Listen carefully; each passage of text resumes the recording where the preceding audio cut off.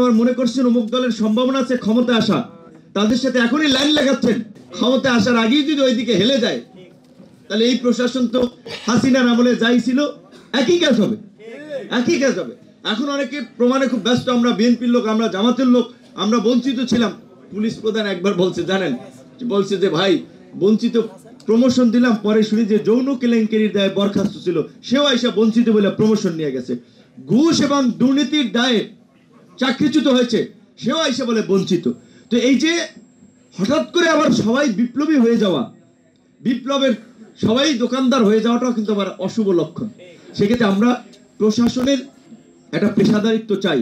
প্রশাসন একদিকে হেলে যাবে এটা আমরা চাই না। আওয়ামী লীগের সাথে তখন আওয়ামী লীগের পারপাস সার্ভ করেছেন, এখন আবার মনে করছেন অমুক দলের সম্ভাবনা আছে ক্ষমতা আসা, তাদের সাথে এখনই লাইন লাগাচ্ছেন। কিভাবে আপনার সচিব হবেন, কিভাবে ডিআইজি হবেন, কিভাবে আইজি হবেন, এখনই যদি এই লাইন লাগান, কি করবেন? পরিস্থিতি কোনো পরিবর্তন হবে আপনারা মনে করছেন? আজ এই জন্য বলছি, এই সরকারকে অন্তত 2 বছর থাকতে হবে। সেক্ষেত্রে সরকারের দুর্বলতাগুলো ঠিক করতে হবে।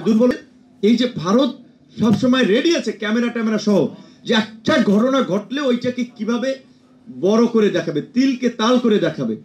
তো কাজেই সেই ক্ষেত্রে বিধর্মীদের প্রতি বাংলাদেশের জন্য কেউ কোনো ধরনের বাধা বিঘ্ন অন্যায় অবিচার না করে, সেই বিষয়ে আপনারা একটু আপনাদের বয়ান, আপনাদের কথাবার্তার মাধ্যমে একটু আপনারা বলবেন। আর বিশেষ করে বাস্তব কথা বলার প্রয়োজন হয় না, কিন্তু এই যে যেগুলো মানে প্রচার করছে কিন্তু বিভ্রান্তিকর, মিথ্যা, অসত্য তথ্য। এখানে কোনো আলেমের নেতৃত্বে কোনো মন্দিরে হামলা হয়েছে, কোনো আলেমের নেতৃত্বে হিন্দু কমিউনিটির উপরে হামলা হয়েছে, হয় নাই। তাহলে এটিকে কিভাবে সাম্প্রদায়িক ঘটনা হিসেবে তুলে ধরে?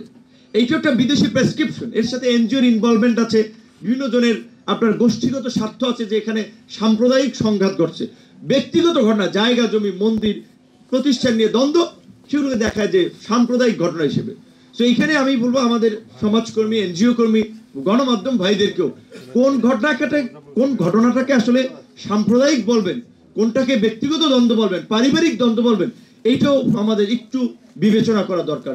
এইটা বিষয় না, বিভিন্ন ভাবে আপনি যেখানে যান, আপনার জীবন আদর্শ কাজকর্মের মধ্যে দিয়ে আপনি ইসলাম কায়েম কাজ করবেন, আপনার কর্মের দ্বারা মানুষ অনুপ্রাণিত হবে। বিধর্মী হইলে সে উদ্বুদ্ধ হবে। আল্লাহ রাসূলকে তো ইহুদি খ্রিস্টানরাও বিশ্বাস করতো, তার উপাধি ছিল আল আমিন, তাকে বিশ্বাস করতো, তার কাছে সম্পদ গচ্ছিত রাখতো, আমানত রাখতো। তাহলে আমাদের মধ্যে যদি সেই ধরনের চরিত্র থাকে, সেটা হচ্ছে ইসলামের শিক্ষা আদর্শ। তো বললাম যে গণমতামত মানে আলাপ আলোচনা করে গণমতামত কেন্দ্র একটা নাম হইলো, সেই ব্যানারে প্রোগ্রাম করলাম। আমি বললাম ঠিক আছে, আলেম ওলামাদের পাশাপাশি এখানে কাকে, সেই সময় যে বললাম জাফরুল্লাহ চৌধুরীকে বলেন, ওনার কথার একটু ওয়েট আছে, শক্ত কথা বলতে পারে। পরে বললাম আর কাকে বলবেন, বললেও আসবে না, আর হচ্ছে মান্না ভাইকে বলেন। আমি মান্না ভাই, তখন ওই প্রেস ক্লাবে আমরা এই প্রোগ্রামটা করি।